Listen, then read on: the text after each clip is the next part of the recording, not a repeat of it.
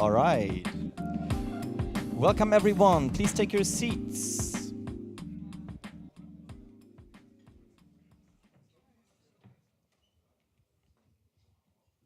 It's so great to see you all here. Thanks for coming. This is our second Last Mile Delivery Meetup, hosted by Bettermile. The delivery industry continues to be in motion. You can read it every day in the news. You can read it every day on LinkedIn. More than ever, it's necessary that we talk about the topic, how to build a parcel delivery service as a tech product. This format is designed to bring together people from established delivery players, neo companies that just joined the market, and tech providers that offering their services. Welcome to the Last Mile Delivery Meetup. It's great to see you all here. Give yourself a hand.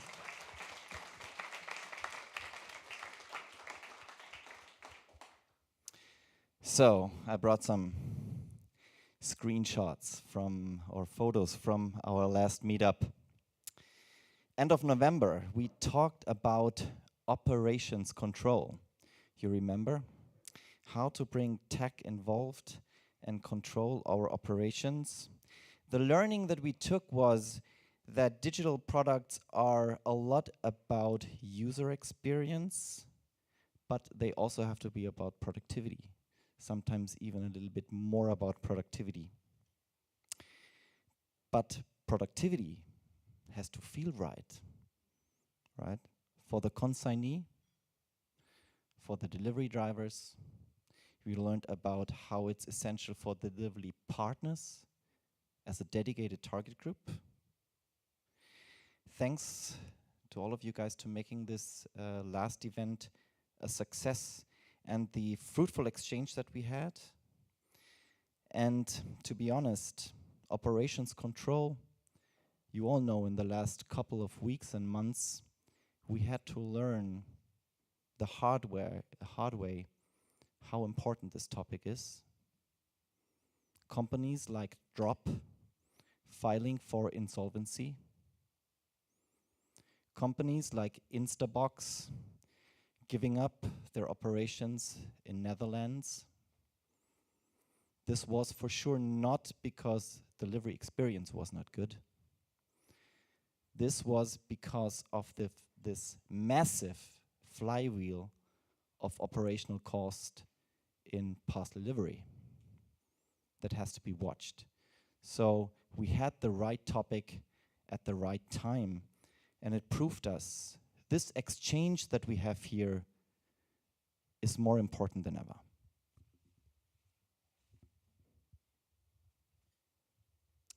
So this event is all about creating a community and contribute to an exchange about topics like these, about hands-on experience and exciting tech insights. And let's be honest about this. We are here and all those remote joiners, we need this exchange. We need this exchange not just to open our mind, we need this exchange to meet each other and file partnerships and cooperations. Those of you guys who have been longer in this industry know this effect well. When one parcel delivery company meets another one, they see each other as competitors. And we tend to not talk about anything because we could lose our market position or USP or whatever. But we also know that this is not the truth. The parcel delivery companies to each other are not solely competitors. We are under threat. All parcel delivery companies are under threat to be platformized by big tech. They are probably the real competitors. And this is the reason why we, from a strategic perspective, We may all have, all parcel delivery companies, all tech providers, they may have their market position, their certain more premium, a little bit more economy service. They may have their customers and their special services. But we need to partner. We need to cooperate to prepare for the real competition.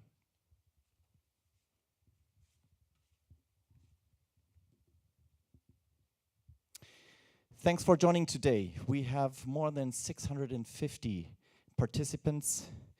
100 of you coming here on site. Thanks very much for joining, and glad to have you at the networking session later on. We have 550 remote then. Had to do some math, sorry.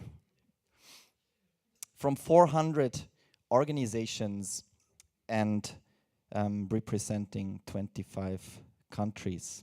So really exciting to have you all here. If we look at the list, hey, DHL joined, right? We missed them last time, didn't we? So that's great. Give DHL a hand.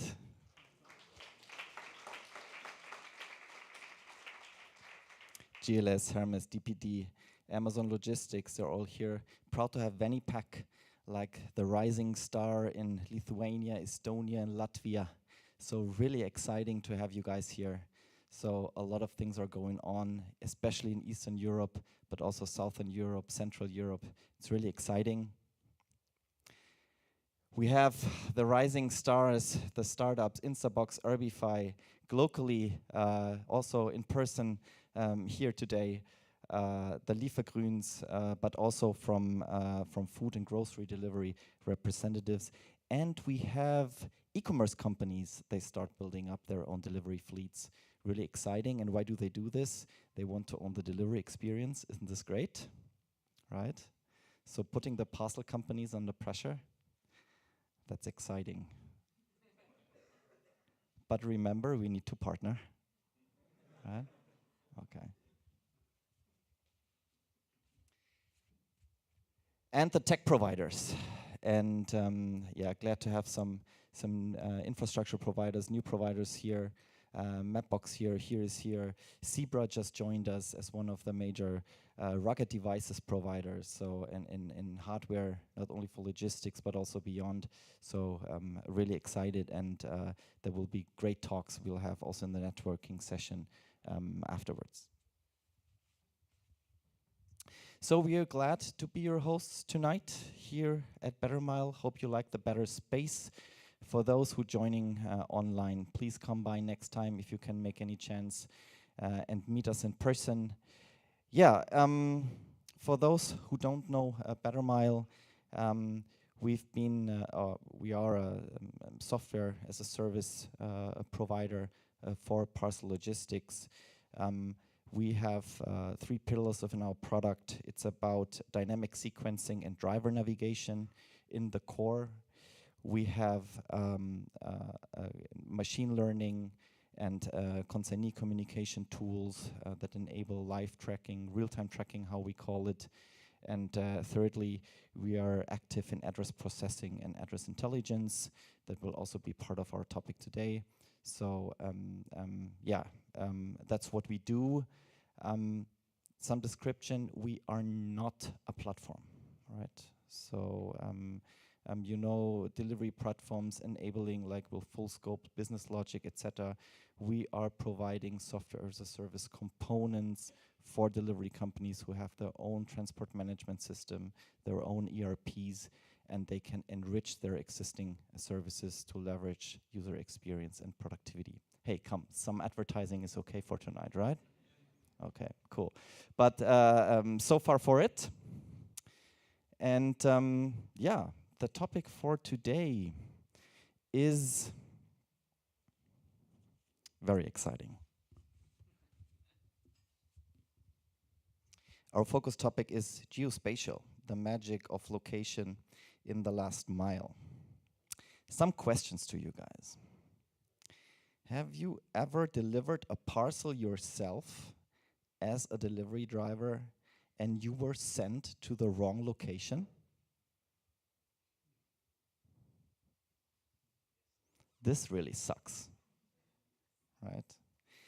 Have you ever tracked a parcel and you saw in the live tracking that what the pin on the map is not really the location where you are, and this is being sent to the wrong location, you don't know where this is going? This sucks a lot, right? Have you ever seen an estimated time of arrival that was 2 or 3 hours off because they took the wrong location to calculate it? Have you had trouble finding the better space in the second courtyard? Aufgang B, 4th floor? Or would you have needed a precise location to find the door? This is why we're talking, and you can feel it. It makes the difference in productivity, and it makes a difference in user experience. So it's more than important than ever. It's the groundwork for what we do, and we better do it right. Really proud to have 4 fantastic speakers today. Hot topic, hot speakers, right? So back. Yeah, okay. Octavio Herrera, he has worked in address processing for over 3 years now. He's product owner for the Better Places product at Bettermile. He came across the variety of challenges of normalization and geocoding. He learned the industry specifics, and I can truly say the hard way, the tough way. So really excited to hear about the experience. Welcome, Octavio, give him a hand.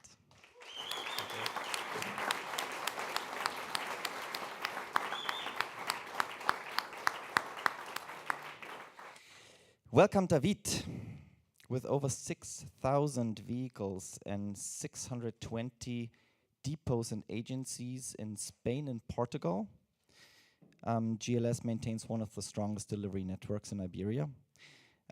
David is Chief Digital Officer and driving the digital efforts of GLS Iberia on this subcontinent. And he will today talk about his use cases, their use cases, where they're dependent on geolocation. Really excited to hear about it. David, thanks for coming all the way from Barcelona.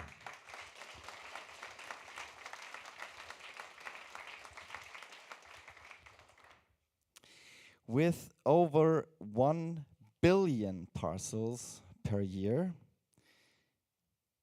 they hardly forgive any errors in address and location data. The productivity, the user experience has to be right. Alex, as head of Last Mile Development at Hermes, Germany, works at the forefront of this challenge. We're really glad to have him here representing another established player in the industry. Excited to hear about your experience. Give Alex a hand, please.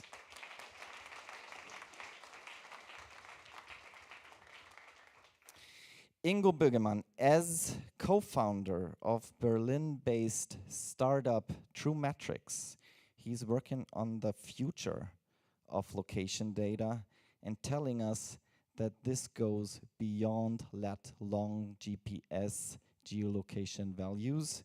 They're using motion detection and machine learning to close the gaps of location data in the delivery process. This will be really exciting. So stay tuned until you hear from Ingo. Really excited to have you here. Thanks for coming.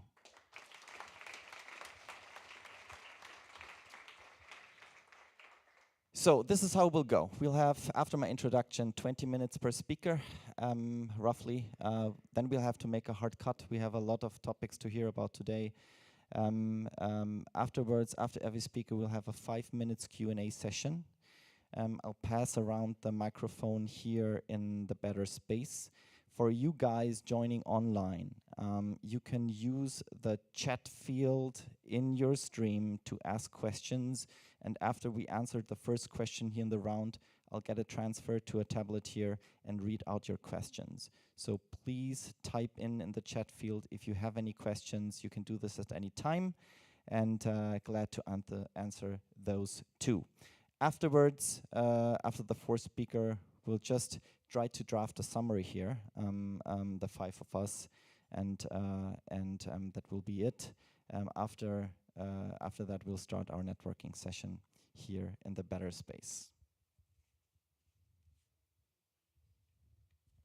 Last but not least, please make sure to sign up to our newsletter at bettermile.com. So you don't miss the next Last Mile Meetup and industry news. Also make sure to follow us on LinkedIn, where we also share exciting news about the industry. Really please use us as a platform, contact us at any time. We'll bring people together. We really try to contribute to this network. All right, again, thanks for coming.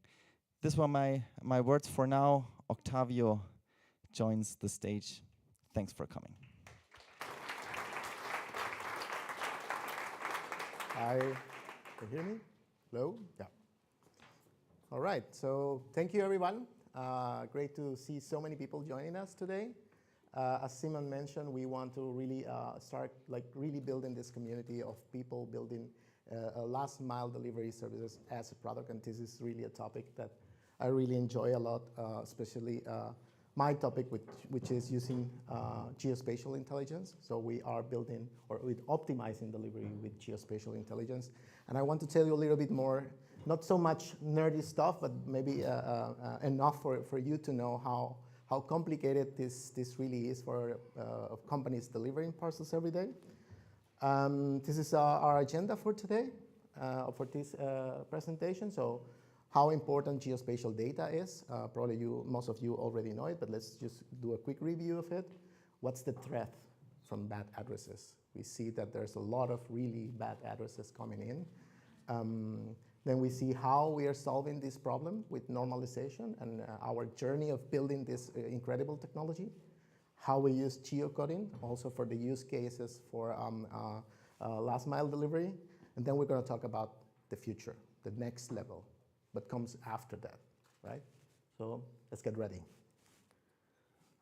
All right, so why is geodata so important for delivery, right? So there's a lot of use cases, but the real reason is because we want to create this exceptional delivery experience. And this experience is not just for the people who receive the parcel, it's for everybody involved. It's for the companies doing it, for the people delivering the parcel, for the people receiving the package. So we want to create this really great experience for everyone. And of course, we want to, optimize cost and time, right? We want to have really accurate position and everything. And this is why we are talking about this.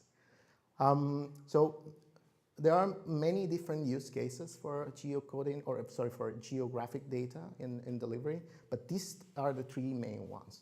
Route optimization, real-time tracking, and delivery location accuracy. There are probably many, many more, but these are like the most common ones and probably the ones with the highest impact in this customer delivery experience, right? So with route optimization, of course, we want to be able to allocate what's the right sequence of stops for the drivers to go one after the other to take the right path, the right street to try to avoid heavy traffic and these kind of things.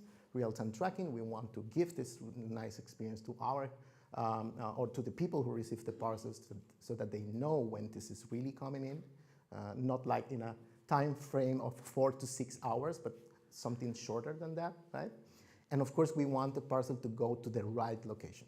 We don't want it to be delivered to a parcel shop, which is probably 600 meters away. We don't want to walk there and so on. We want to really get it in our doorstep.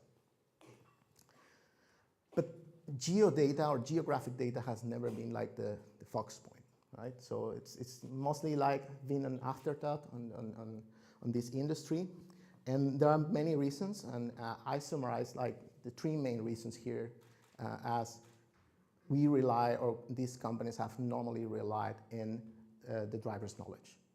They just pack a lot of parcels in a van, and they trust, they of course provide as much help as possible, but ultimately the driver's knowledge is what gets it done.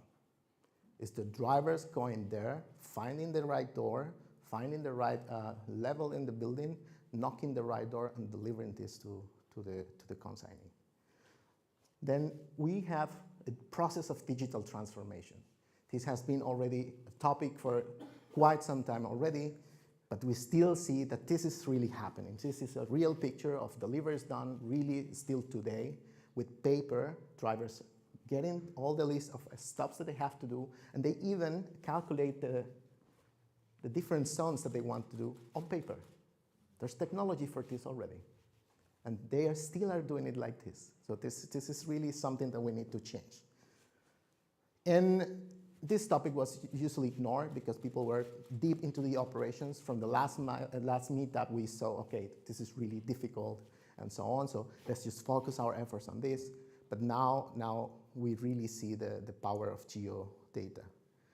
But how bad can it be, right? I mean, we get our parcels delivered. Yeah, sometimes we get them late or something. But how really difficult it actually is. I mean, this address data can be unstructured, misspelled. They can come with completely missing information. And there could be even new addresses. I mean, cities grow. There are new addresses coming in every day. And this data is probably not digitized yet. So to cite one of my teammates, he have over 11 years of experience working in geographic data. And he says, an address is information a human gives to another human about a location. True. The problem is, I say, that we suck at this. Simply as that, right? And this is the reality. So these are real addresses that we have processed. I mean, I cherry-picked some of them because they're funny and everything. But for example, the first one from Spain, you see the street name, the house number, but then you see information, hey, please deliver it to the doorman between 10 and 14 or 17 and 20. It's on the first floor to the right. And this, we humans understand, but machines, maybe not so much. Then we have more or less the same situation in the US. Something similar also in Germany. And in Ireland, we see something really funny like, oh, it's the former gun store in Cork Balls in Ballincollig. This is a real address. I'm not making this up. Someone wrote this down to get a parcel delivered this in Ireland. So now imagine how a computer can actually just understand these kind of things. I mean, computers are ChatGPT is smart and everything, but not every system is getting there yet, right? So what's the effect of all of this? So the effect of all of this is, of course, non-optimal routes. I mean, if you don't have right data, right accuracy, sorry, address information, then you cannot calculate the right and optimal route. That's simple. You can have the best routing algorithm in the world. If a few of the stops are wrong, then you lost everything. You spend more fuel or battery, and then your timing or the time that the driver spends delivering is completely off. Of course, that leads to wrong ETAs. Customers are not going to be happy. They're not going to get the parcels on time, right? And we want, or companies want to deliver the parcels in the first attempt. This is not going to happen that often if we don't have the right geographic information, right?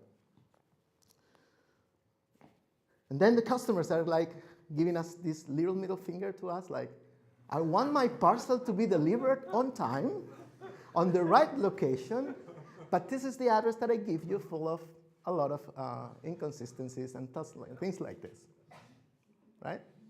I mean, with like, come on, just help me out here, right? And this is really what takes us to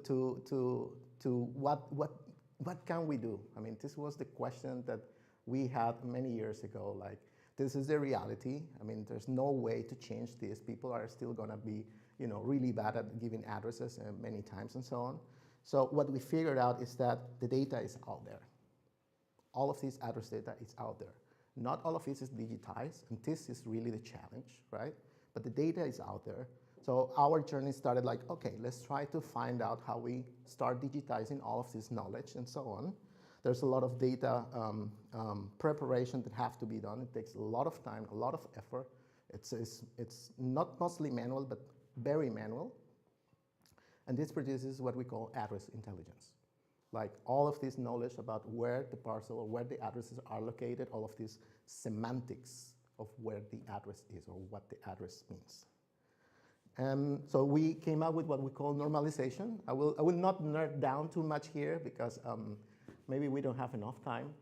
But pretty much what this means with normalization, or what normalization is taking all of these many different variations of how people write their addresses and try to take them to the normal or standard way with normal values, with the official values of the street name and these kind of things.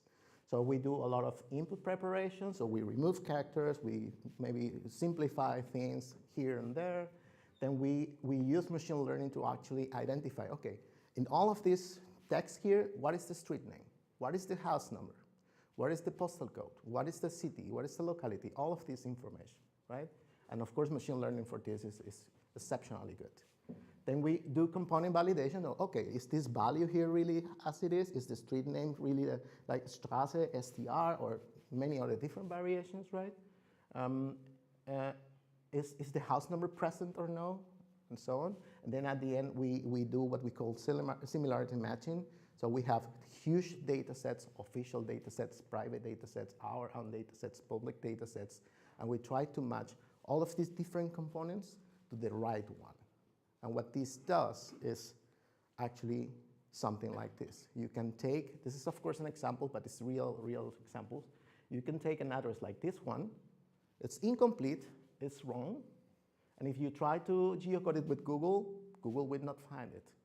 But if you apply normalization to it, then you will get the right street, the right house number, and even the postal code, which was wrong because people just type their postal codes wrong sometimes, right? And then you get us at an exact location. And this is very powerful. This is at least one driver not having to figure out where this address is. This is a machine taking the driver to this location, and now the driver can do the best he or she can do, right? But obviously, initially, our idea was to reduce cost. If we have a lot of varied address data and we want to geocode it, we don't want to be geocoding just slightly variations of exactly the same address. We want to really cut this cost because the money was flying out of our pockets, literally, right? So we came up with normalization, we tried it out, and we tested it in real life scenarios. And then what we found was actually that normalization helps you solve this, but it increases accuracy in a big way. Accuracy and the improvements on address and geocoding information is literally a serendipity event in our journey. So we did want to cut our costs, but we found that we could cut our costs and increase the quality of the geocoding information when calculating where the address is supposed to be. And yeah, that takes us to geocoding. Hopefully, most of you know what this is, but basically, it's taking an address, hopefully a normalized address already, right? And it transforms it into, the lat longs, the coordinates of where in the world this address is located. And this is some very basic thing that we do every day when we pull up our phones and we use Google Maps and so on. And we as consumers, it works every single time. But when you deliver 1, 2, 3 million parcels per day, then the small errors and the small problems show up. And this is something that we wanted to avoid, and normalization helped us. Our current approach is working with partners. We are very proud to be partners of Google here on What 3 Words. We want to continue and extend our partnership with them. Our approach is that with all of this address intelligence, we now know who is the best provider for what data. We can know that we can use Google as a main geocoder in Germany, but in Ireland, for example, we are better off using here. And this is something that normalization enables, and this is something that this technology that we have developed allow us to do. And then you can optimize, okay, where is this parcel going to? This country, this city, this town, we know which geocoder we should use. And this is all enabled because of all of this work that we have been doing the last few years. And then geocoding is really, I mean, this is an oversimplification, of course, right? But geocoding is really address intelligence and huge data sets. Address intelligence to understand the meaning of this text that is it's supposed to be an address. All these different connections, this word means this word means that, this is the house number, this is an extension, this is not a postal code, and so on, right? And then match all of that to huge data sets of lat longs. And inside here is where a lot of the magic happens, right? It's a lot of things that we can do with address intelligence. And we realize that we are doing more and more of this work.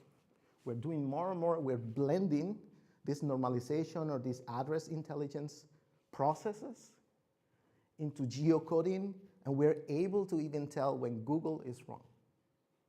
We can tell when here is wrong. We can.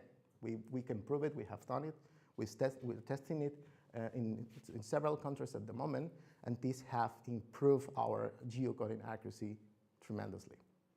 So it's this melt of all of this intelligence, manual work, normalization, multiple geocoders, and so on, that is allowing us to do this. But there's still a lot to do. This is the future, and the future is that there's still a lot of knowledge about addresses out there that we don't know.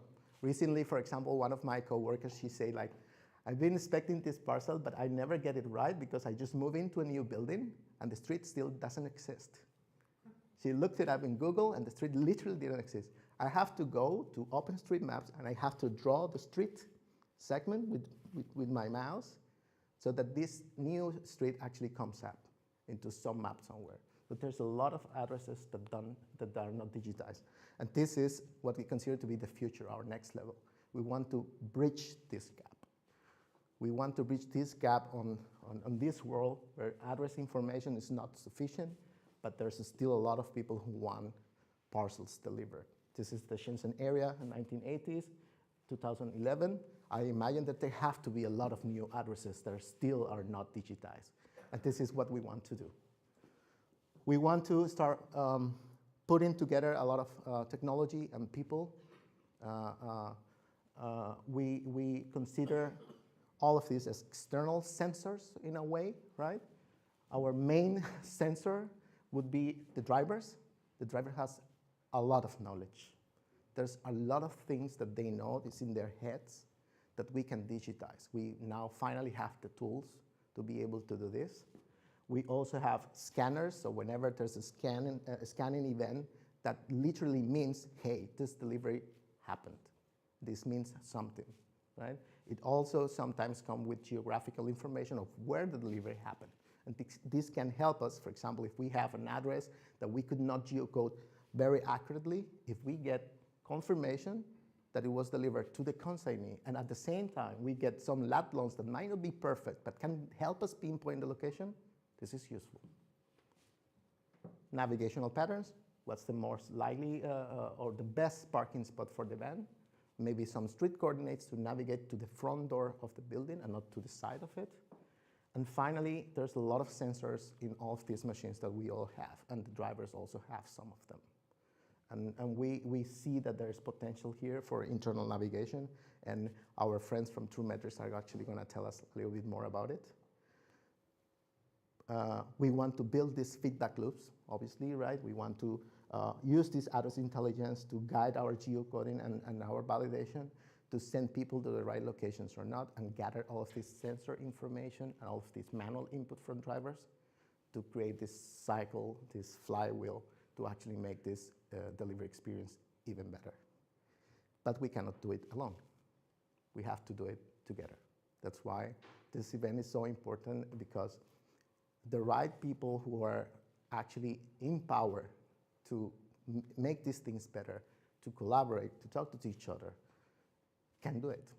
So let's do it.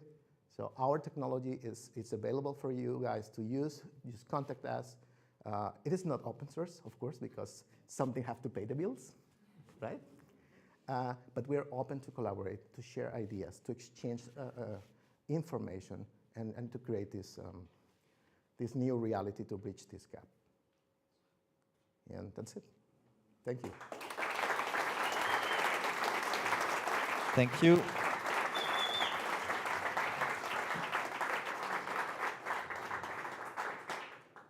Thanks, Octavio, for this really exciting insights, and also some insight about the process. And sometimes you come across things that you didn't expect, and get great experience, like with higher accuracy instead of saving cost, but at the same time saving cost.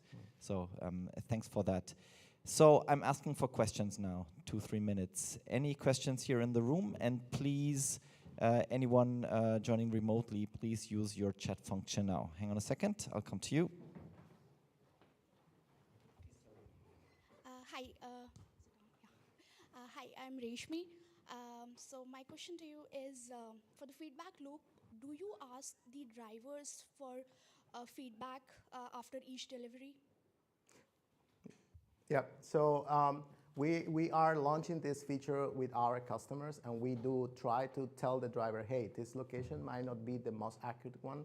Please tell us where is this location. They can actually just drop the pin in the map.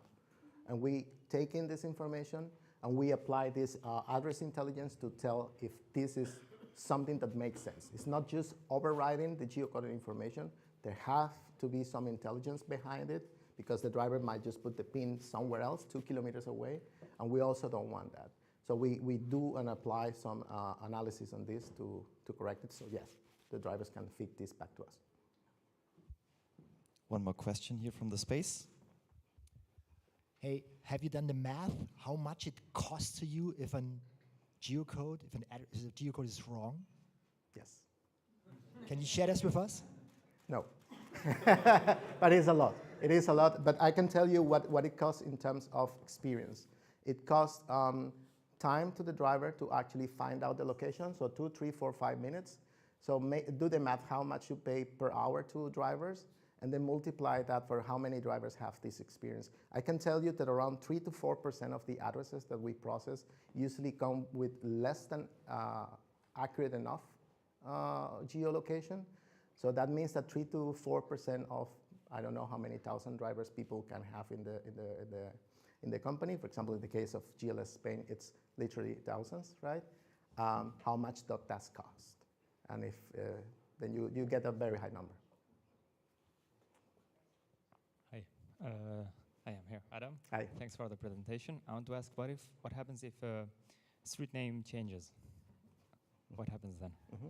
Yeah, so this is part of what I call the address intelligence and the data sets.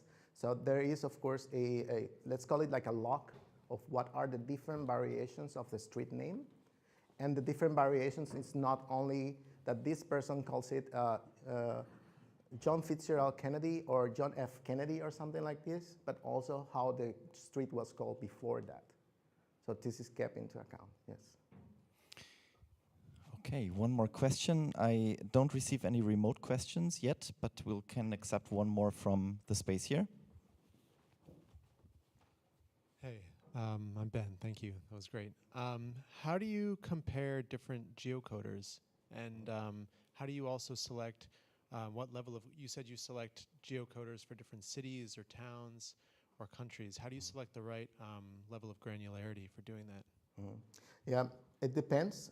Each area is it's different, but you know that you have data sets about which street is in which area. You also know if the geocoder has performed well in this area before or not. And you also analyze, okay, is the result actually relevant?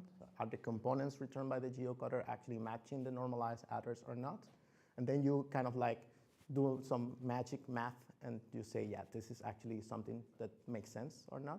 You are never 100% sure that's true, and that's why these feedback loops are so important, because it helps us to narrow down the area or the exact location. All right. Thanks very much for the questions. I don't see any question remotely, so we'll just hop on to the next speaker. Octavio, thanks a lot. Please give Octavio a hand. Thank you.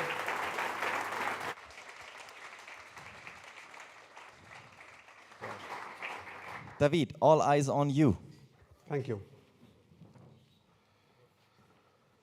So, first thing first, so I would like to thank Bettermile team for this to make possible all of this. Thank you everyone for sharing this time with us.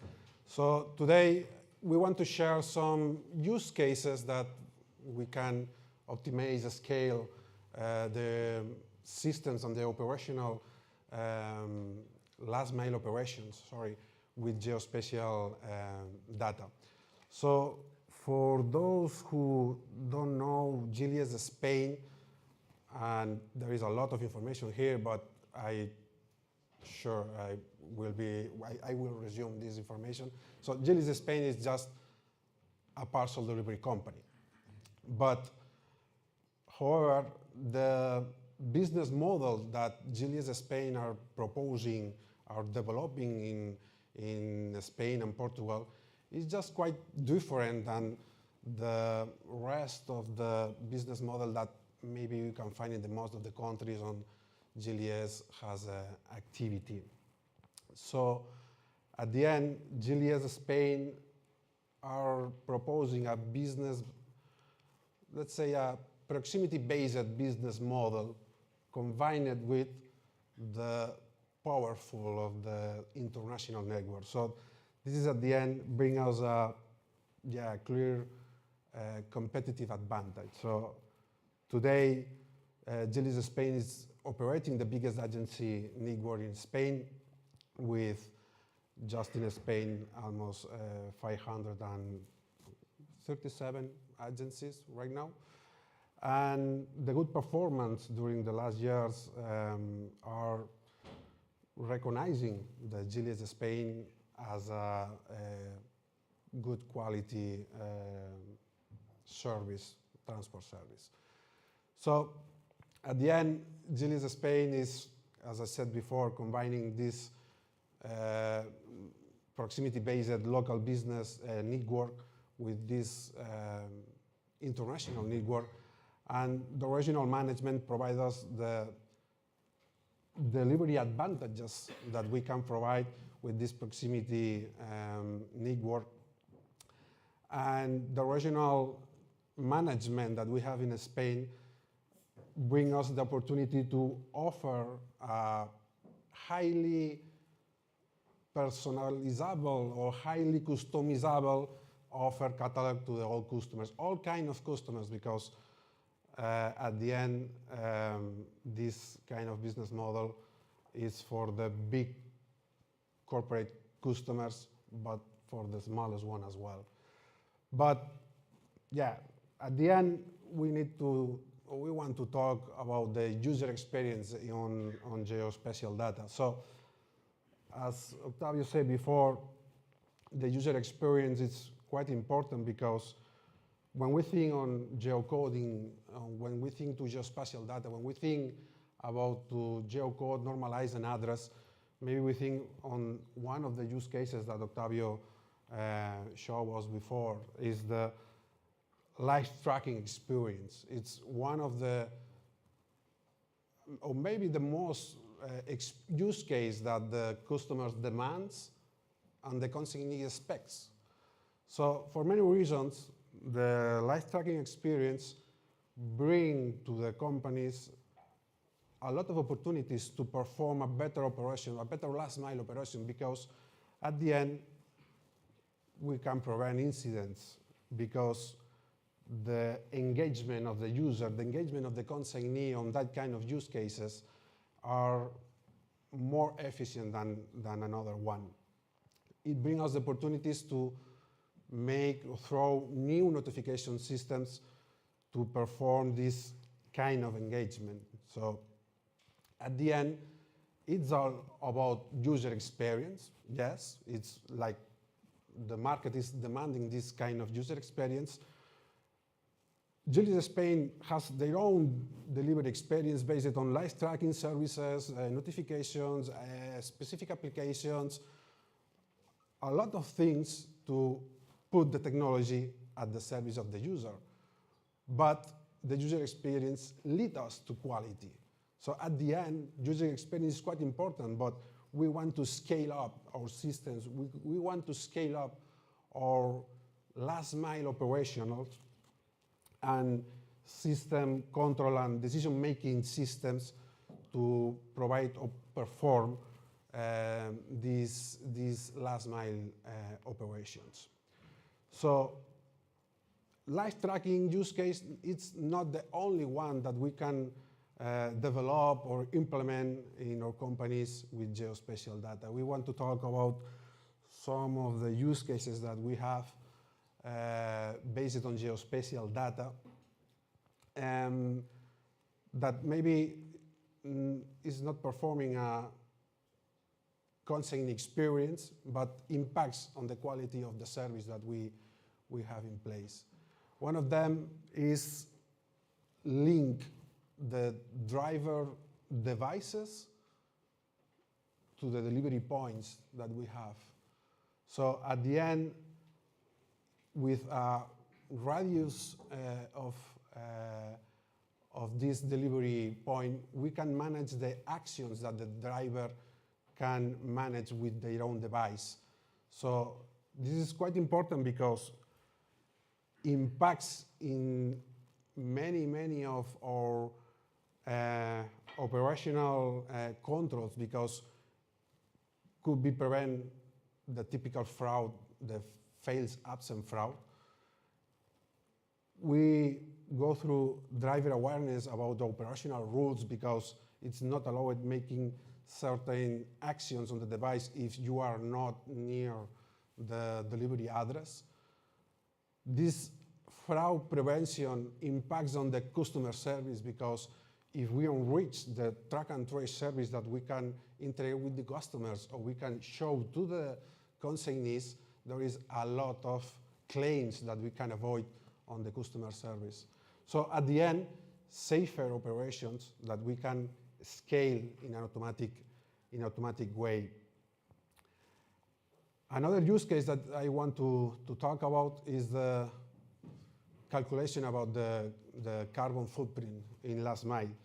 So depending on your environmental strategy that you have, it just needs some geospatial information that we can manage just with the real-time tracking experience. So tracking drivers, tracking the action of the drivers, geocoding the addresses, and just few data that we need to put in the profile of the driver, we have all the variables that we need to the basis of the calculation on the carbon footprint in last mile.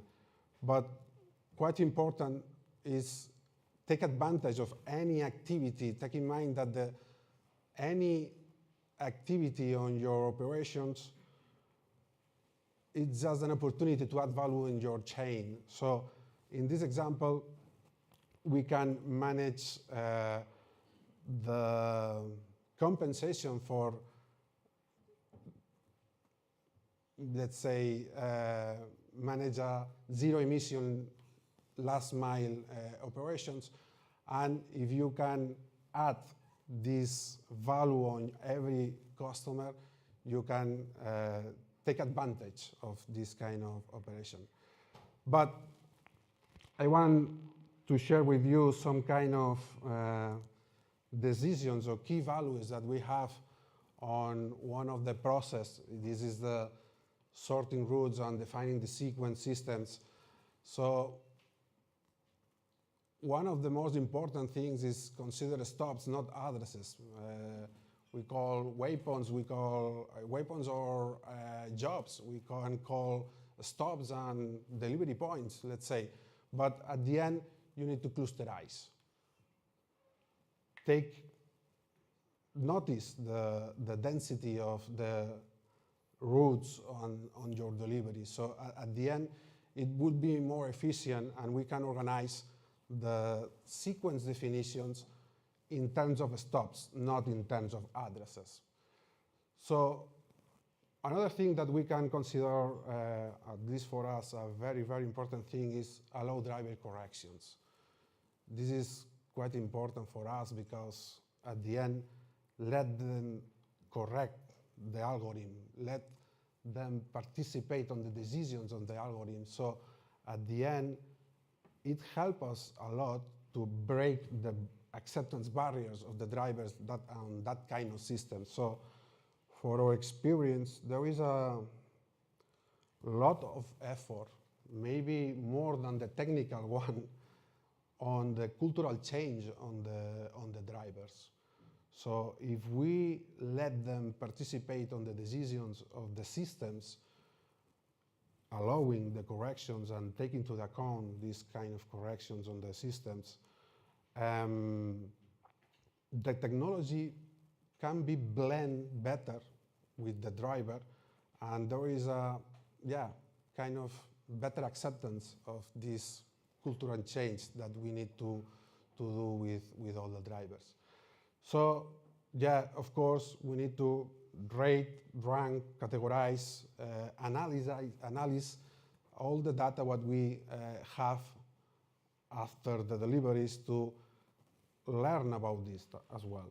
But more important than all of this maybe is which are the following risks that we have and how we can prepare the system for the new risks and convert them and turn into new opportunities. So add data, enrich the systems is one of the things that maybe we need to focus on. So let's take the electric charging docks locations as an example. So I think it was yesterday that the European Parliament declares that in 12 years there is no availability, won't be able to buy a car with a diesel or gasoline fuel type. Maybe 12 years from now it's far away, but the electrification of the fleet, it's something that it's happening today. So when we think about, okay, let's put the electric charging docks on the map, just as a point of interest for the driver, we need to do something else. It's not enough, because at the end, the driver will take their own decision, and there is no information on the systems to manage this time of charging, in which stop will they stop, as well, etc., etc. So we need to manage this kind of information to know in which electric charging dock the driver needs to be stopped.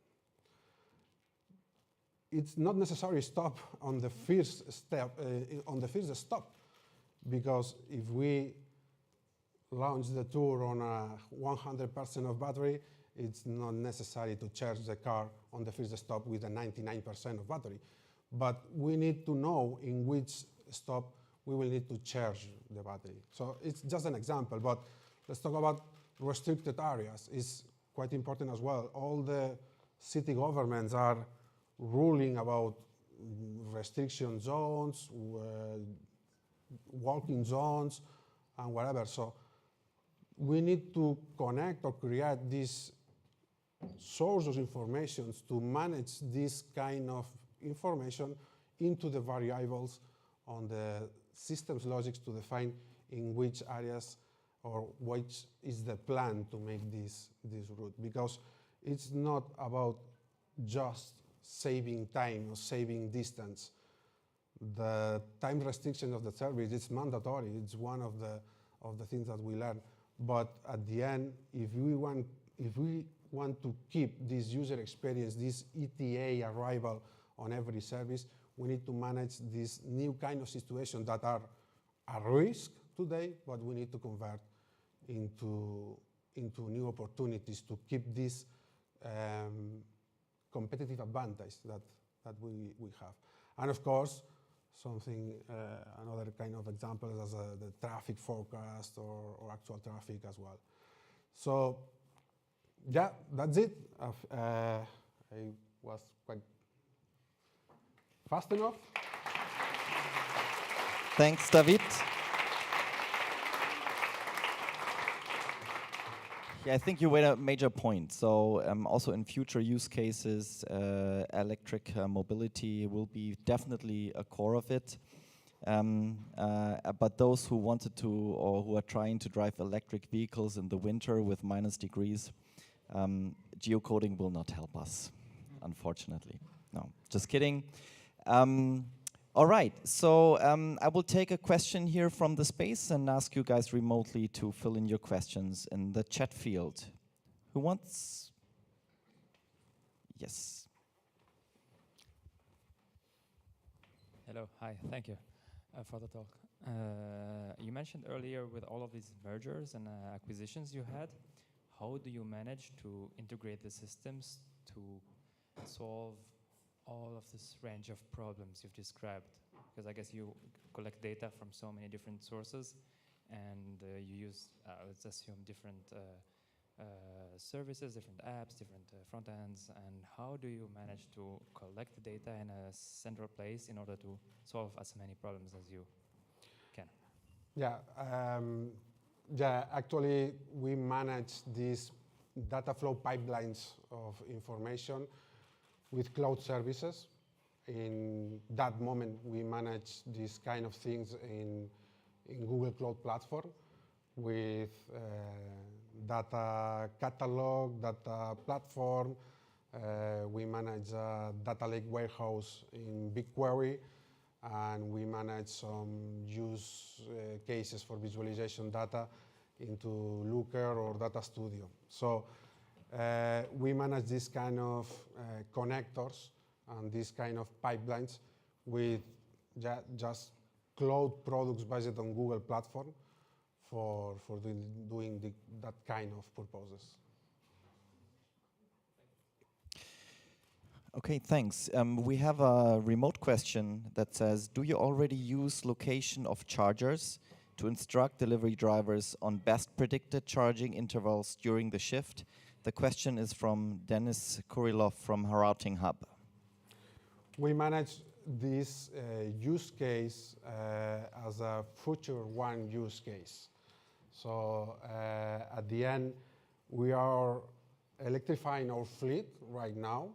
So this is on our radar because at the end, it will be a lot of impact for our drivers every day, knowledge in which points they can charge this information. Hopefully with better route as well, we can get this kind of information. Okay, any question here from the space? Yes. Yes, thank you. Do you actively already calculate how long a driver takes at a certain stop, like a train station or something where he has to walk very far and calculate this into the routes?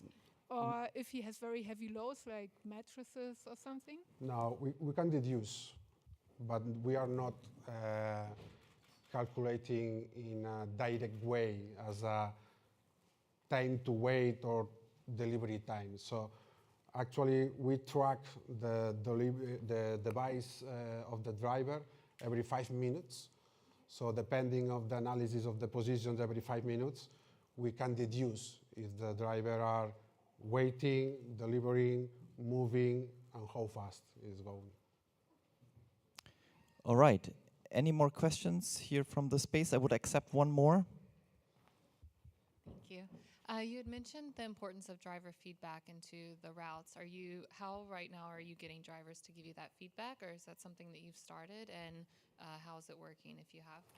Okay, our first approach of get this feedback to impact on the decisions of the algorithm is based on a temporary window of behavior of the driver. So at the end, we start with a plan at the very first early morning, okay? This is the plan of the driver. And we have the real plan or the real actions that the driver has did. So then we have a comparison, and okay, one of the changes, there is no impact because at the end, we need to wait. This kind of behavior, it's every day, this behavior is performing a sustainable situation, let's say. At the end, this is known by the systems and taken into account for the next proposal plans for the same scenario, for the same zip code or the same delivery zone. But we need to manage the same situation repeatedly to consolidate the change on the system. And how often is it that the route the driver actually takes is different than, or is not as efficient as the proposed route? You see the opposite happen. Our approach, as I said, because we want to driver feedback. So our first approach is not push the driver to make the proposal of the system, because the driver has certain knowledge about the zone of they are delivering in many years that we can consider on the first versions of the system, because the system just know, okay, what is the time restriction, which is the distance, let's find a solution that respects the time restrictions, but with the minimum distance. So, but there is certain things that the only driver knows that could be happen and are good decisions, but are not digital solutions to be prepared. So for example, okay, the system is delivering for certain street, but the driver know that in that hour, that street is a mess because there's I don't know, a school that it's the window, and this street is no longer available, and it's better avoid that street and turn on that street later. So this kind of behaviors every day mark the system decision at the end. Yeah, I think we'll definitely at some point do a dedicated a meetup about this topic. This is really about the routing, the sequencing topic with all their constraints. And this is, I mean, we can talk about it for several hours. So it's a lot, and especially as you said, considering the driver's know-how in the sequence, and also, I mean, they are not robots; they are humans, and we depend on them, and we thank them for delivering the parcels. So it's also a matter of respect to consider their know-how and their wishes, right? So. But the groundwork definitely is the geolocation. If you have the wrong geolocation, the sequencing will definitely not be right. You messed up with the groundwork. Sure. So this is what we're talking about today, and hopefully we'll be able to make a meetup about routing dedicatedly. Thanks for the questions. Thanks, David. And Alex, it's your stage. One of them, quicker. Yes, thank you very much. A nice warm welcome from my side to all of you here in the room and everybody who is with us on the screens tonight. I'm Alex, and I'm working for Hermes Germany, one of the bigger companies in the delivery market. And yeah, you already get two nice insights, really interesting insights of address data and geodata. So I might have a third perspective on this topic for you, and how we as Hermes look on this field and what we figured out and which experience we made. So the topic of my presentation today is what it means for us in the last mile delivery, the good and bad address data, and which effects it has if we do not have a good address data and a good location, and which strategies we do to help, which strategies can help you out of this. But before we start, let me give you some facts and figures about Hermes Germany. So we delivered, in the last year, we delivered more than 444 million parcels in the year. So this is more than 1 million parcels a day. So you see, we have a lot of delivery attempts every day, and in the last mile, we work together with more than 11,000 couriers, and we have a really huge network of parcel shops in Germany, more than 16,000 parcel shops, which is really important for the returns and also for the C2C market for us. In Germany, we have more than 6,000 employees, more than 2,000 of them are working in the commercial sector. And we're also really international, although we are in the German market because the people coming from more than 90 nations. And we belong to the Otto Group, which is one of the Europe's biggest retailers for the ones who does not know the Otto Group. And we could also say that we are the market leader in handling large items. These are not so, many others do not like them because of the handling. We do a lot of handling with large items as well. And I could say that we also focus on carbon footprint, on the reduction of CO2. This is one of our top priorities for the moment. And we also do this here in Berlin. So you can see on the map that we already do emission-free delivery here in Berlin in many spaces. And we already deliver 2.5 million parcels a year in these segments. And we further develop and integrate new parts of Berlin city and also other big cities in Germany. So, and in this, it's also important that we find our customers and that we have good addresses. And it's also important for the carbon or emission-free delivery. And the question is, why is this so important? And why is this also important for us? The answer is, in the last mile, the key success factor is customer satisfaction. And so the customer wants to have the parcel at their defined places or their defined locations.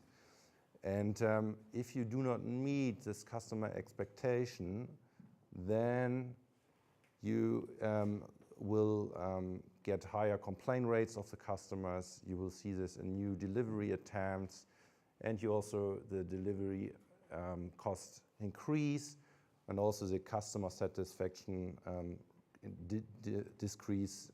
And so it's quite important that we know what the customer wants, and that the driver knows where he can find the customer and the location of the customer. So what means bad addresses in that case, and what is a bad address?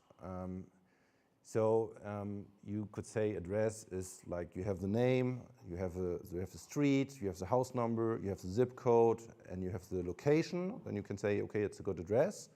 And we have most of our addresses are good addresses. So, but there are also others which are not good addresses. So I point out some examples for you.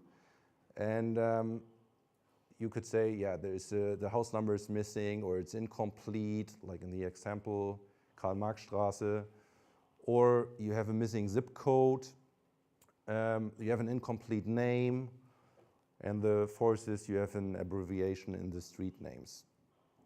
What happens then? Then you might have a problem because you do not find the location, but if you have a good geocoder, some geocoders can also transfer incomplete addresses and put the right location in that. But not all of these examples can be transferred into a good address. For example, if the house number is incomplete or is missing, there's no chance. So then you have to manually correct this.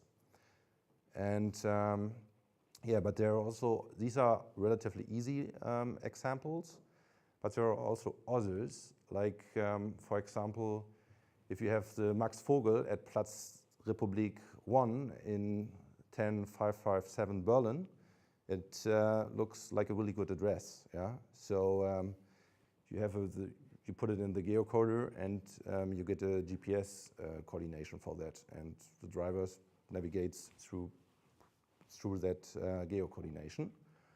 But what happens is, if you put this into the navigation software, most of the navigators works with rooftop navigation, So it navigates you through the top of the building and not to the courier entrance.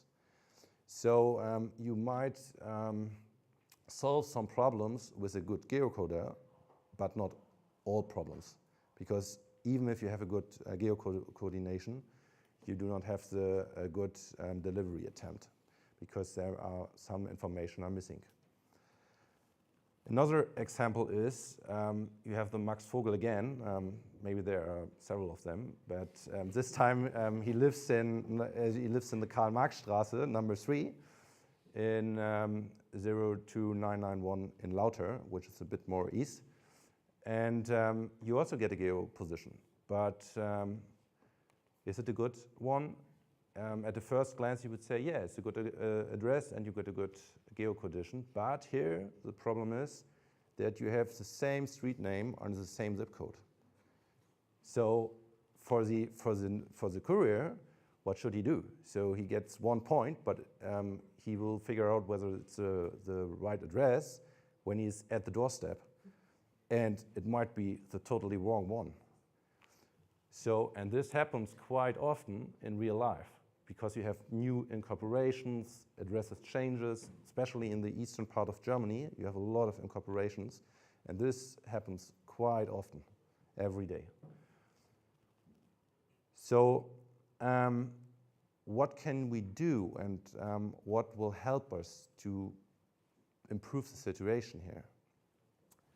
So I pointed some strategies, but we can later discuss on this topic furthermore. And you have heard maybe some of them, maybe some are new. So the first one is to point out the retailer checkout. So the online shops and the retailers, if they have a good address validation during the checkout process, this helps to receive good addresses in the full process. So what we do is we do some examinations on the retailers we have, and we work with whether we get good addresses or bad addresses. And then we see some of them have really good address validation, and you have really good level of addresses, and others is really poor, or some of them do not even have an address validation. So this is the first thing you should tackle to become or to get better addresses. The second one is we still receive parcels with manual written addresses on it. So if you have a C2C parcel and you bring it to some of our parcel shops, like especially the older generation, they write down the address of the customer manual, and then you have to transfer it into an automatical address, a system readable address. And then you could use like optical character recognition. And the level of the OCR is important, how many failures you have later on in the delivery. So this is a topic we still work on to improve it, well, because we see that we still have this manual written parcels. The third one is address correction. What does that mean? So the bad addresses, where do they occur in the whole supply chain and in the whole delivery? When the parcels enter our line haul network, they will be delivered. Yeah, so they go on to the last mile, and in the end, the driver gets a bad address or a bad GPS coordination. And then what happens is that he cannot deliver the parcel and he brings it back. So you have got a return. And then you have to check the address on the parcel, and you have to find out what is the right address for the customer. So, and we try to build a new system on that, which helps us, or the guys who correct addresses, to be faster in that process. Because we have many parcels going back because of wrong addresses. And yeah, the first one is geodata. So we also experienced with different partners here. And last year we launched a new navigation software And there we integrated the geo data service of here technologies. So we made really good experience with them. We have heard in the previous presentation that they also used here technologies. And yeah, it's also important that you figure out which is the best geocoder for your surrounding and which helps us best. And yeah, for us in the last mile navigation at the moment currently, we are really happy to work together with here technologies. And the last thing is analytics. So what you can also do is, after the delivery attempt, you see on a map where the address is of the customer and what the courier did during his delivery attempt. So, and we built up a system called Last Mile Analytics, and then the people in the operational, they can check what happens on the tours, and they can see whether the courier is in the right place or he's somewhere else, and this helps us also to be better and become better in the part of geodata and address data.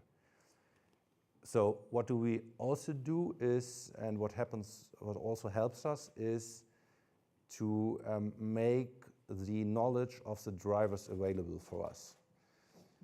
So this is going to be the next level then for us. So because the drivers still has got the most knowledge in the delivery, the last mile delivery, because he knows whether the customer lives in the backyard or not, or whether he's at home and where's the best neighbor.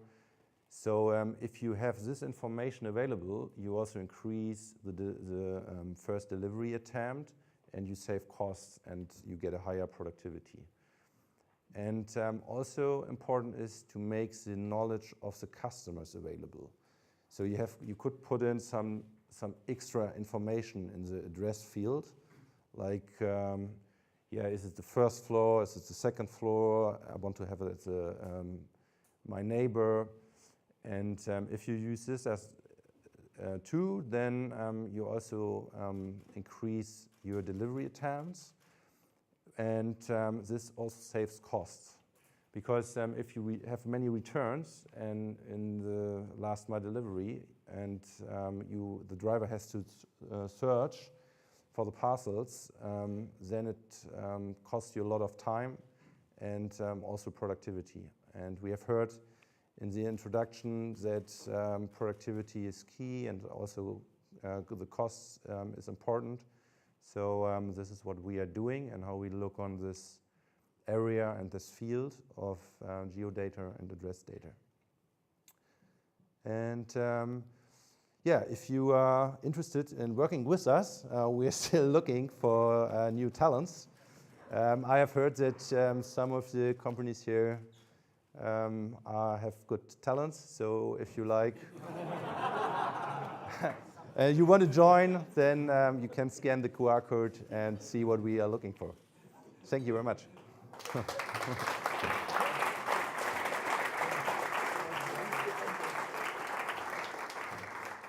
Thanks, Alex.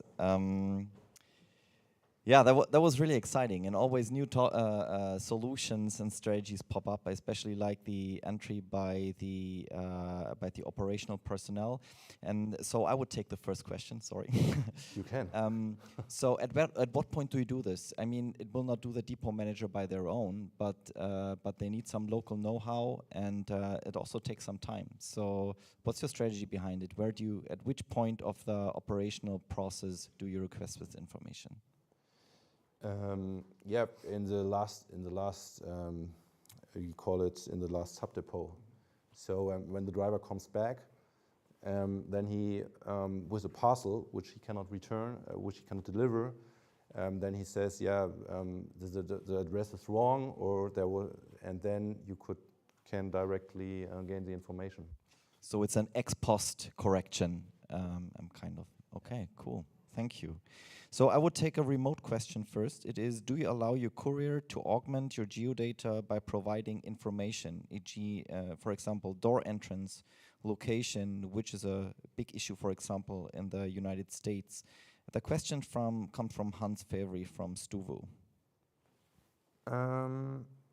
Can you give me the question again, please? Because it was quite a long question. So the question was if you are enabling customers to add additional information like floor or backyard, and how do you process it?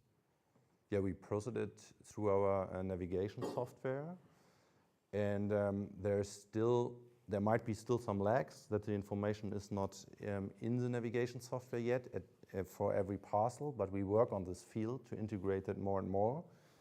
And in the near future, it could be that you also get a text-to-speech engine where the driver, when he stops, that he gets a speech notice. You have to deliver it in the backyard. So you're at your stop, and then you receive this notification. Yeah, that would be a great user experience for the driver, definitely. Yeah. I would take another question here from the space. Any interest? Yes. Oh, I had you already, so I'll go ahead there. No? Thank you. Hey, I'm Ritus from Palmo. Very nice presentation, very clear on addresses. So my question is to another part of the presentation. You spoke about the emission-free delivery here in Berlin. Could you elaborate on if you have any challenges with that are new, just because it's emission-free, and particularly from a software kind of address-related point of view, if any? Not from an address point of view, but more from an infrastructure point of view, because emission-free delivery needs a lot of infrastructure, like loading stations for the vehicles, and there are not so many available at the moment. And this is also really cost-intensive to build up and set up these infrastructure. So this is something we work on, but we need more solutions in a wider space. Also, like free available loading spots for our drivers.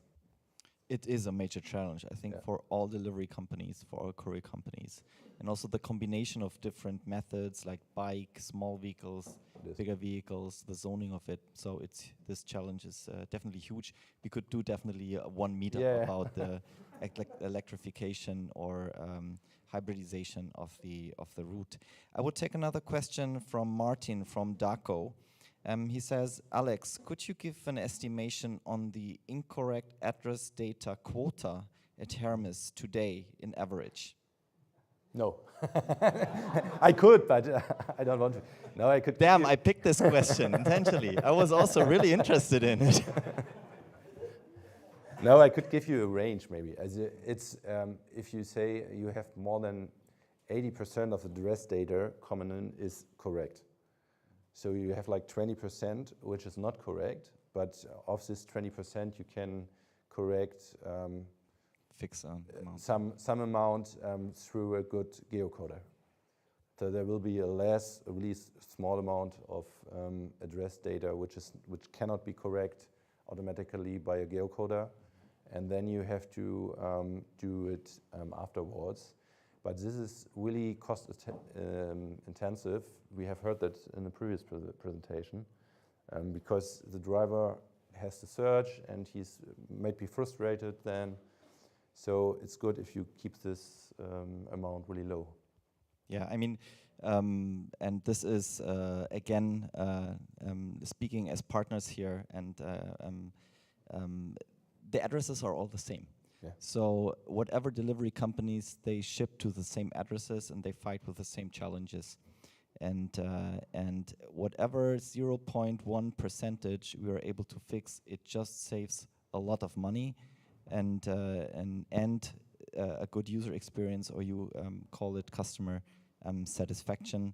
So I think you should definitely talk to Octavio. Yeah. Okay.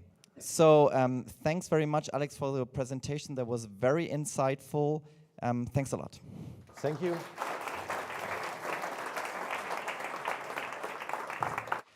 So now we're coming to the next level. Ingo, really excited to hear what you will tell us about location. Yeah, thanks, Simon. Way to put on the pressure. And before I get started, I wanted to give a shout out also to Octavio for mentioning us. And I remember you promised that you wouldn't get too nerdy. I can promise that. So today I want to talk to you about algorithms for position and motion data. And you might ask yourself, why am I showing a surfboard on the slides? Fair question. As a startup, we often get asked, how do we come up with our idea? And that's where this surfboard comes into play. After exiting my last company, I spent quite a bit of time at the Atlantic Ocean coast in France and also did a lot of surfing. And that passion combined with my love for engineering made me ask myself the question, could I use all these sensors we have in a modern day smartphone to retrace the accurate three-dimensional curve of me surfing a wave?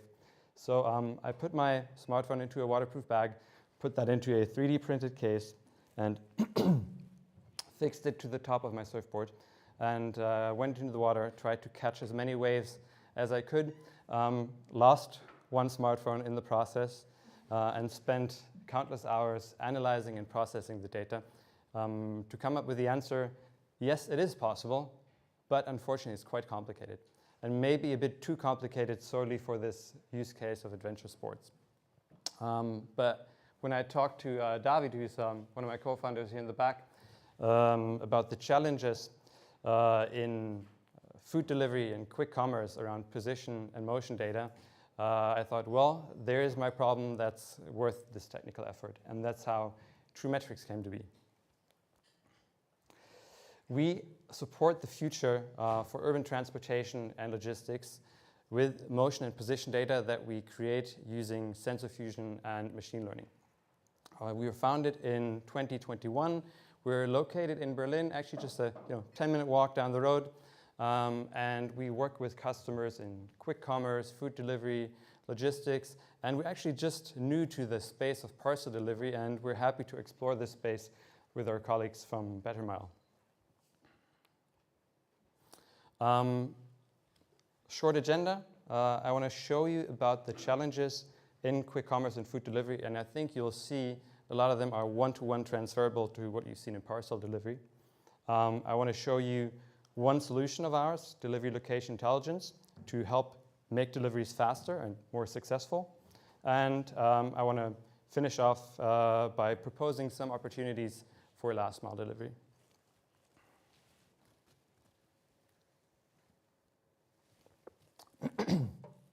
But let's start with the challenges in quick commerce food delivery. These challenges are very near to our hearts because David, before joining TrueMetrics, was actually an operations manager at Volt. So he experienced these challenges every day. And also, as you can see here, these companies are really struggling.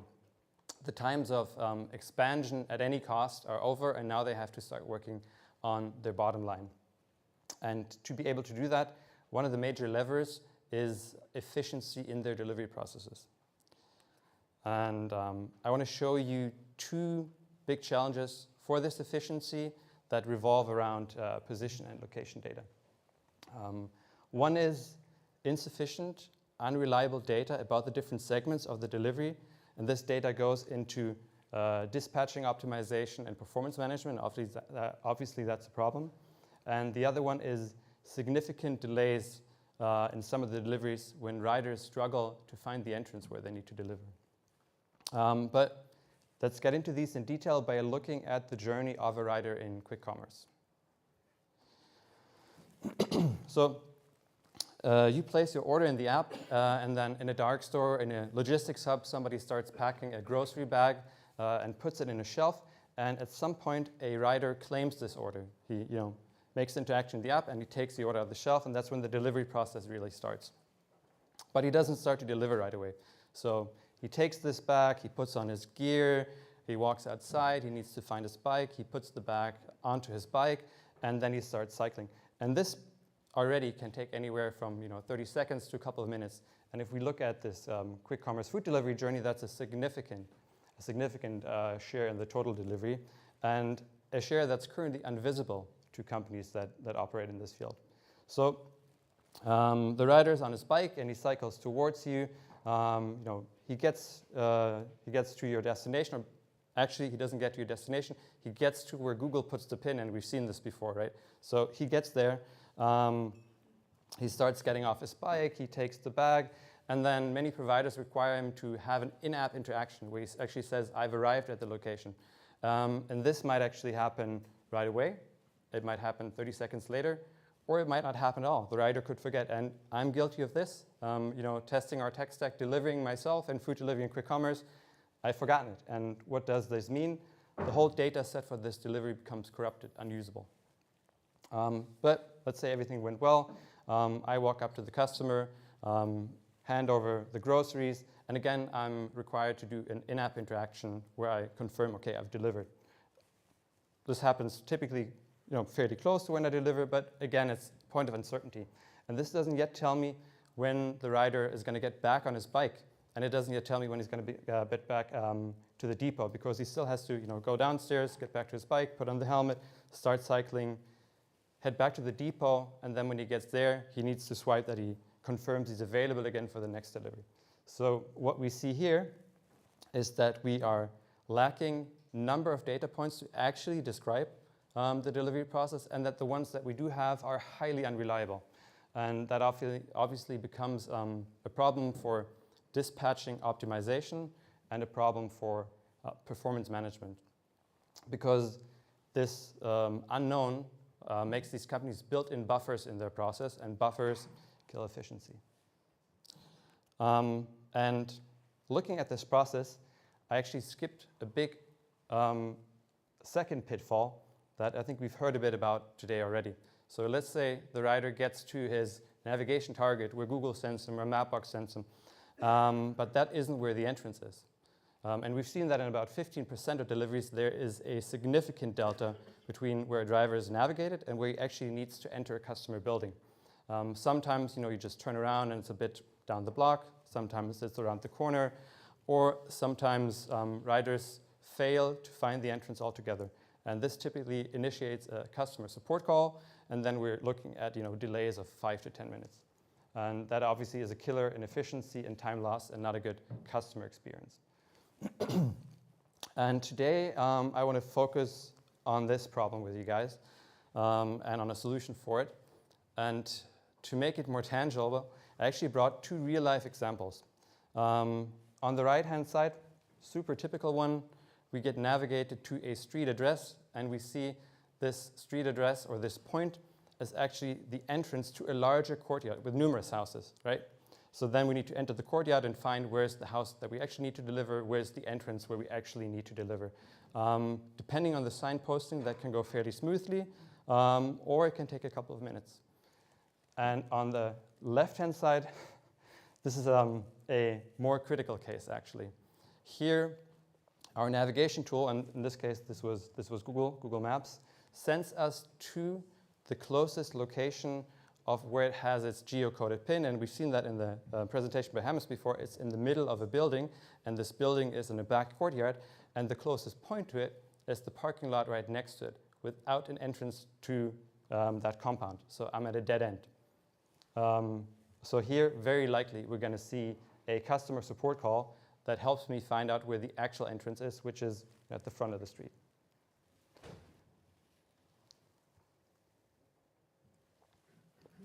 And I would like to show you a solution to these problems. And we call this solution delivery location intelligence. And what we do is we automatically record and log into a database information about our delivery location. Most importantly, entrances, just talked about, but also which floor does the final delivery happen at, and where stairs or elevators are used to get there. And now we're going to get into the nerding out. Let me tell you how it works. At the basis of what we do is all the sensor data we get from the rider's smartphones. This sensor data is collected by an SDK that is installed within our customers' front-end apps, typically called the rider app, the workforce app, and gets sent to our backend. And in our backend, we perform 2 steps. First off, we use sensor fusion to increase the accuracy and reliability of the position and motion estimate. And this is possible because we have different sensors in the smartphone that all have their strengths and weaknesses. So we all know GPS or GNSS. It's great. It gives us an absolute position on the globe. It has a bounded area, but it is prone to external disturbances.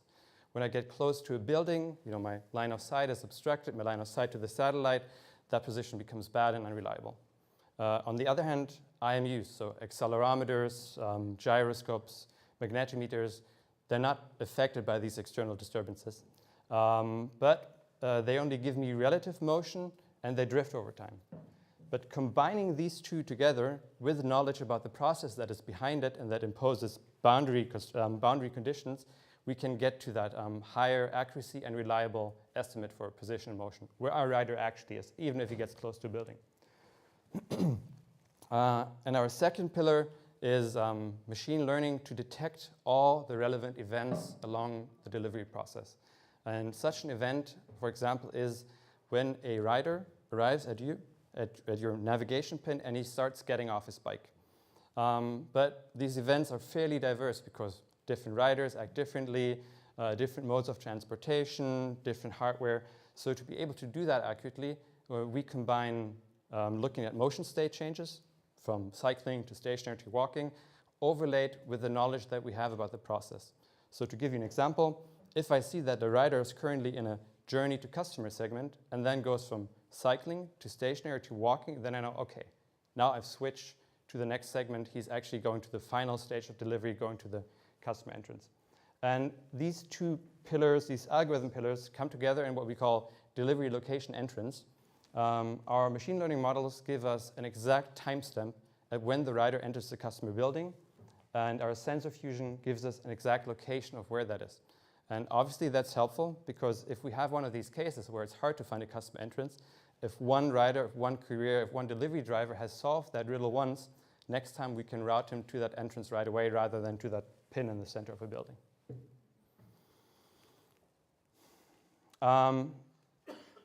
Unfortunately, or if you ask me as an engineer, fortunately, our algorithms don't have fancy user interfaces we can show, but we try to put together a bit of an illustration of the data to make this easier to get, easier to relate to, I would say. I'm going to play a video in a second, and it's going to be pretty fast. So I'll tell you first what we're seeing in the video, and then walk you through what happened afterwards. In the main viewport, upper left-hand corner, we see the point of view video from the rider who's delivering. Underneath, we see those motion states that are going to be changing as he goes through the process. Below that, we see the delivery process with different segments: order claimed, delivery started, arrived at customer. And the bottom right, we see a little map view of the location where he's delivering with a little pink pin of the navigation target that Google Maps gives him.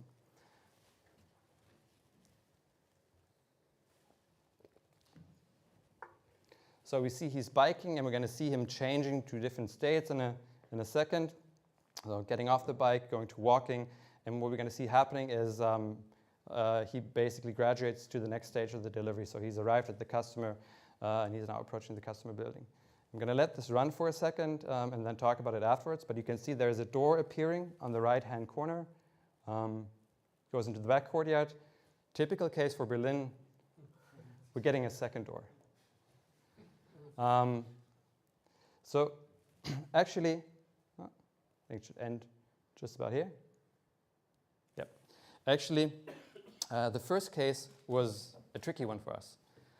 Because the typical case is that you sort of push open the door and you enter in a closed building, which gives us a very distinct event, but here we walk through a tunnel. So uncomfortable for us to detect, but still manageable. And then, as I already pointed out, typical data set for Berlin, I first enter the compound and then I enter in the backyard, which is great knowledge if I deliver to that same customer again, right? But also, beware, be careful. Don't link that second door to the address because, you know, depending on the customer that you deliver to, that second door might not be relevant. First door will be, second door, be careful with that. I want to show you and data excerpt of what the data looks like that goes into making these doors appear, and I did a little animation here. So what do we see here? These are 2 position tracks, and one is raw GPS or raw GNSS, and the other one is the result of our sensor fusion algorithm. And if we look at the GPS, we see something that's actually quite typical. So, we're fairly fine in the beginning, we're going around the corner, but then as we actually are approaching the house where we want to do the final delivery, all of a sudden the track starts going into the other direction and then ends up in the middle of nowhere. Super typical for GPS. We approach a building, we get more reflection signals, which actually turns what's happening around. We get less quality signals, so we end up in the middle of nowhere. And if we use this raw data track for pinpointing the entrance, our entrance again would be in the middle of a building, but in the middle of the wrong building. So on the other hand, you see what comes out of our fused location track, and we see here that by using these other sensors, by using the knowledge about the delivery process, we can compensate for those bad GPS data point. And you see the tiny little red dot there, that's where we ended up. It's not exactly where the door is, but close enough to make it worth it, right? And yeah, I think that's already it for my nerding out, but I did want to share with you some opportunities in last mile delivery that we just kind of want to pitch and that might be interesting for the discussion later on. So I showed you in detail a feature that we are using or that we've used for food delivery quick commerce, which I think is just as valuable for parcel delivery or any other last mile delivery, detection of entrances, but also other location intelligence like floor, stairs, etc., to make your delivery faster and I guess also more successful. I just briefly brushed on delivery journey insights, and this is this automatic segmentation of a journey into reliable timestamps to make dispatching and performance management more reliable and more efficient. And 2 other features that we want to propose that would be easily able with basically the same tech stack is what we call mapping parking locations. So same as we map entrance locations, if we know when a delivery driver gets out of his van and we know where that is, then we have a parking location. And what makes a good parking location, it's available, it's safe, it's legal, hopefully, and it's close to where we need to do the final delivery. And if you could share the parking locations of your experienced drivers with your rookie drivers, wouldn't that be great? Second one, we dubbed proof of attempted delivery. This is a tricky one. I don't know, I think we've all experienced this. We see our delivery status changing from waiting to a delivery attempt failed, even though we were at home all day long, waiting for our precious new iPhone. We just went out real quick to walk the dog for 5 minutes. So who's at fault here? Did that delivery driver really just skip me on his tour? Did he maybe, we talked about geofencing. Did he maybe drive past and say attempted but didn't even stop? Was it those 5 minutes when I wasn't there? Or is my bell maybe broken? Who knows? So to solve this conflict of accountability, if we have a precise and reliable location of where the driver is and what he's currently doing, is he standing or actually riding a van, when he's clicking that delivery attempt failed, we could maybe solve that problem here. But it's a tricky one. So those are just 2 ideas that we wanted to throw over the fence towards the crowd. And yeah, that actually brings me to the end of my presentation. I don't know if you guys are going to share the presentations in the end anyways, but if you want to snap a picture of the QR code, I'm going to be able to send you the presentation. And thank you.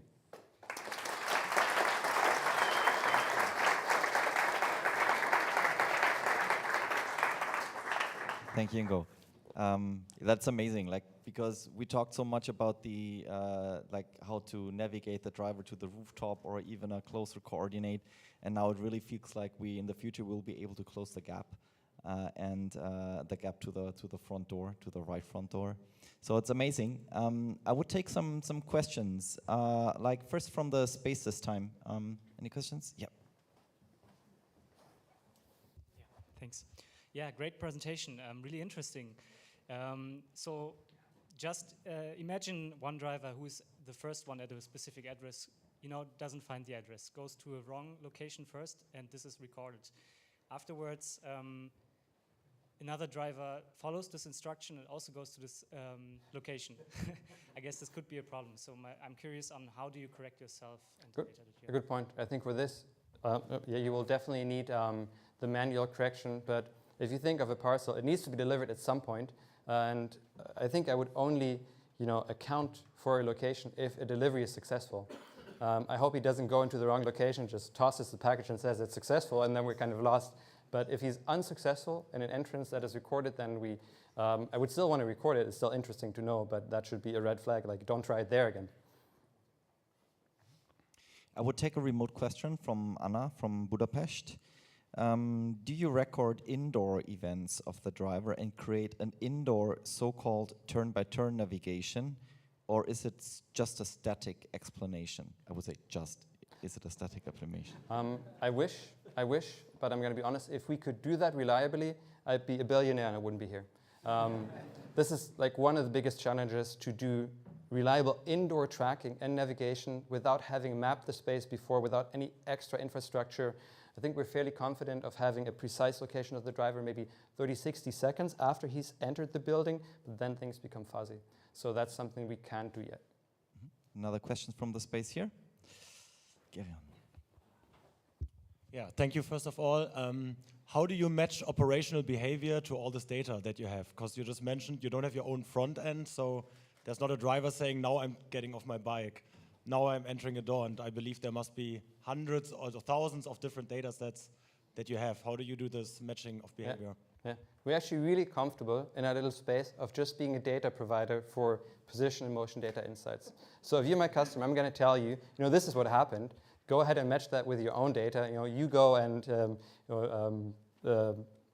talk to the driver who wasn't there. Like this is none of our business. But typically, to be serious here, of course, we have to take into account in what kind of databases our data gets injected. But in a classical case, you have an ID that's linked to a delivery or to an address or to a customer, and then we inject a new data set in that. Could be a timestamp that was missing before, could be a location that was missing before. But harnessing the data for efficiency improvements in dispatching, for performance management, that's really on our customer side. And probably will be about the combination of those data and to create intelligence out of it. And that will be a really exciting field. Another question here from the space.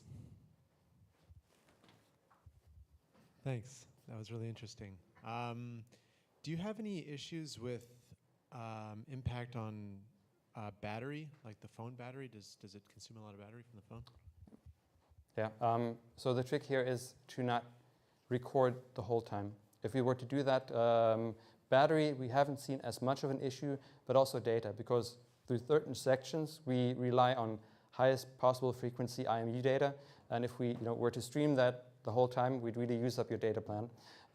So the key here is that we can use some simple metrics. For example, if I know I'm getting into a 250-meter geofence of the location, then I'm going to really turn up the volume, so to say. Then I'm going to really turn up the frequency. Then I'm going to increase the frequency on GNSS data, which is one of the biggest energy consumers. But for most of the journey, we can actually be fairly quiet. But there are some use cases where some customers might want to have the highest resolution of knowledge at the whole time. And then we haven't seen a huge impact on battery, but for sure it has to be accounted for. All right, thanks very much. I would ask all the speakers to come to the front, grab a chair, and we'll have like a short sum up.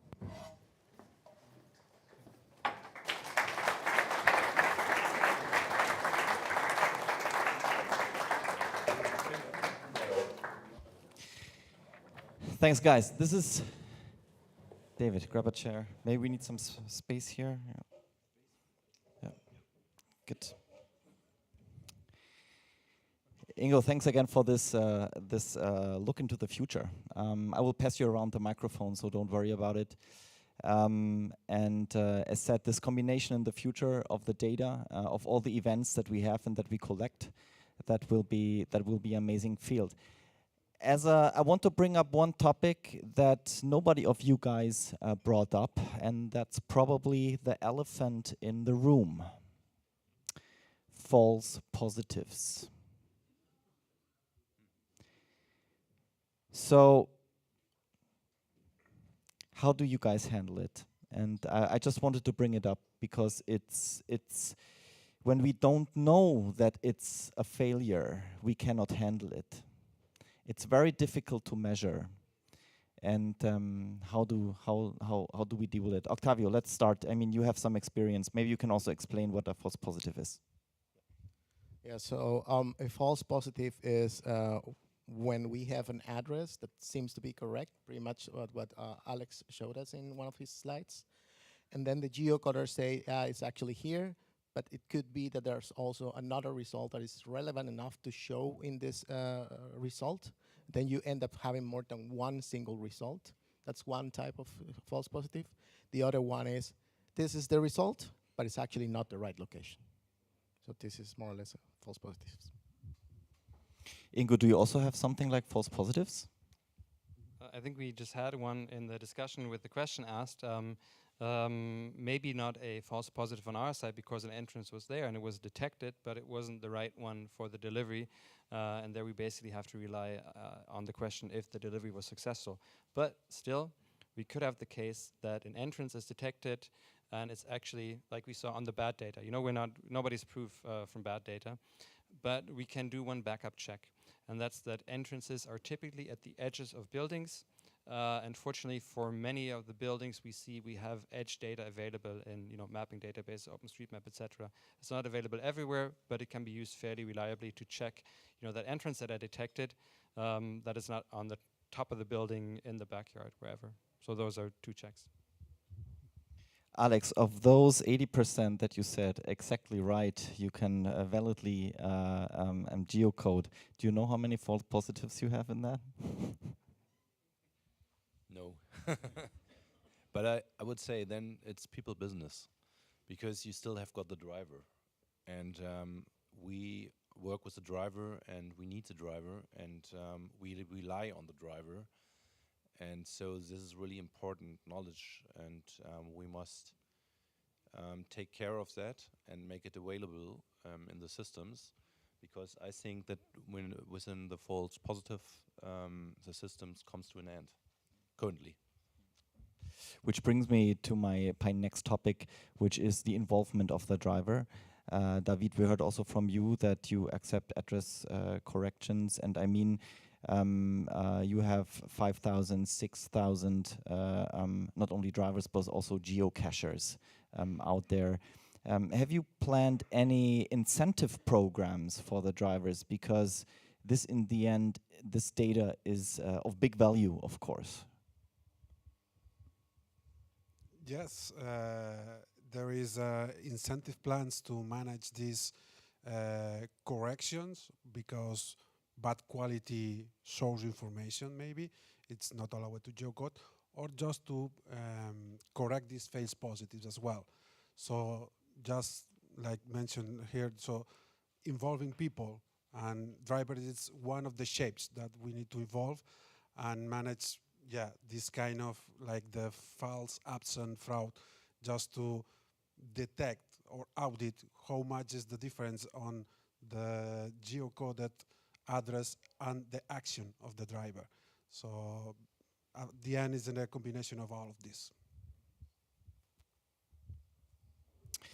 So I want to bring up another topic that was also brought up by you, Alex.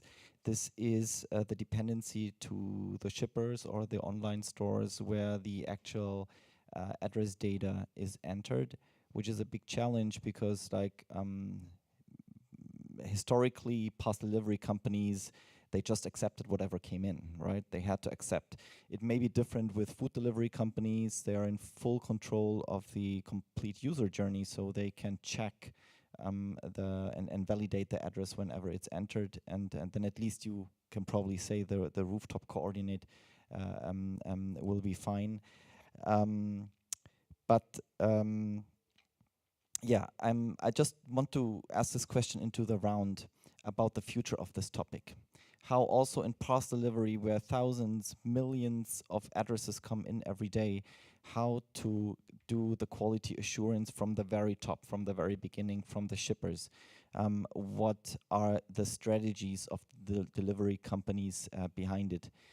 David, do you have any strategy like penaltying or anything, or incentivizing the shippers for address quality?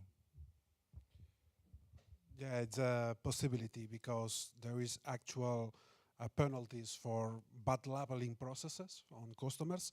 So bad quality information, not about only the address, but the quality of the contact data of the consignee impacts on the user experience, because it's the way, the channel that we have to make this kind of experience. So yeah, this is just one of the activities that we can put in place.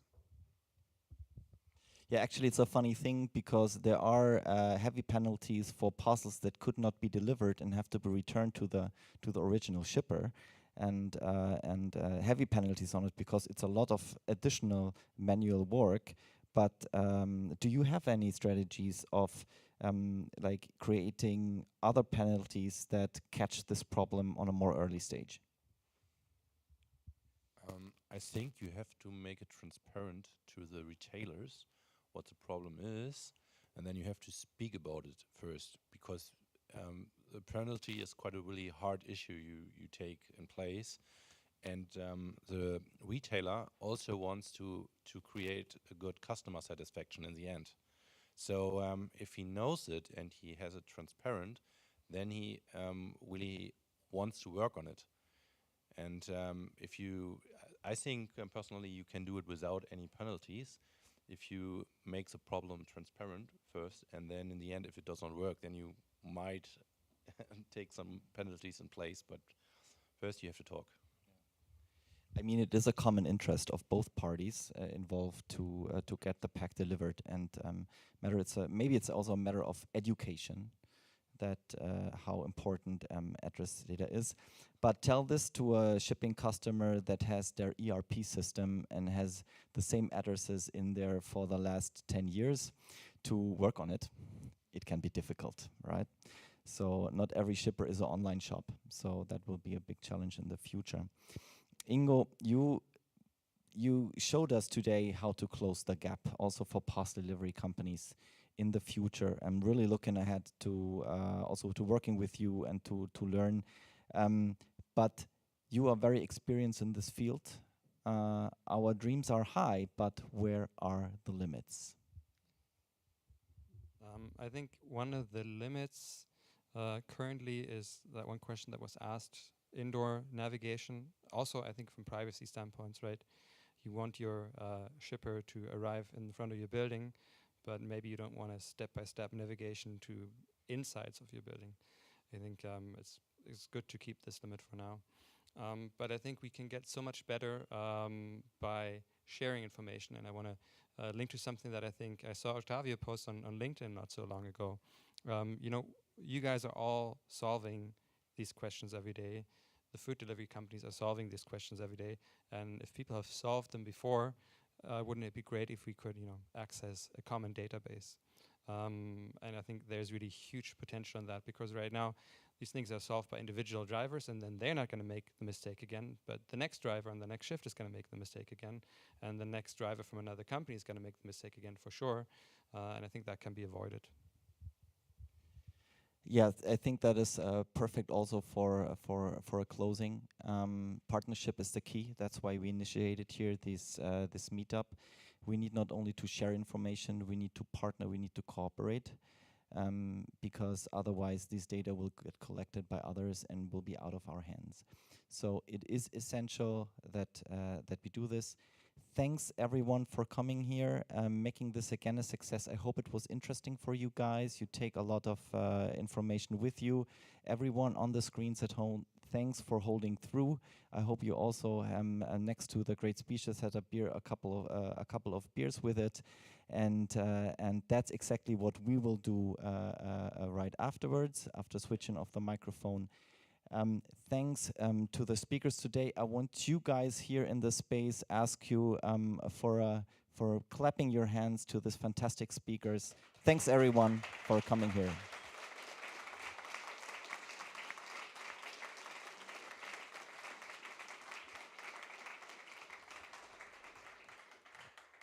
Reminder, please sign up for the Bettermile newsletter and follow us on